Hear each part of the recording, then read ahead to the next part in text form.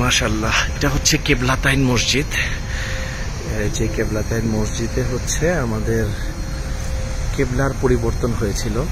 হুজুর পাক সাল্লাল্লাহু আলাইহি ওয়াসাল্লাম নামাজ পড়াচ্ছিলেন জোহর ওয়াক্তের। তো 2 রাকাত নামাজ পড়ানোর ঠিক পরেই কুরআনে আয়াত নাজিল হয়। হুজুর পাক সাল্লাল্লাহু আলাইহি ওয়াসাল্লাম আগে থেকেই চাইছিলেন কেবলা পরিবর্তনের জন্য, তার মন চাচ্ছিল। আল্লাহ তাআলা তার দোয়া কবুল করেন এবং কেবলা ছিল তখন এদিকে, ঠিক এই সোজা বরাবর এই দিকে হচ্ছে গিয়ে কেবলা ছিল।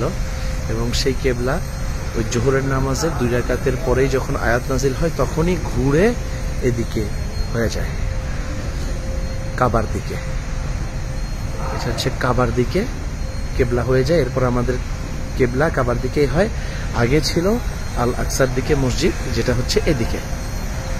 এই সেই মসজিদ, কেবলাতাইন মসজিদ বলা হয় এই মসজিদকে।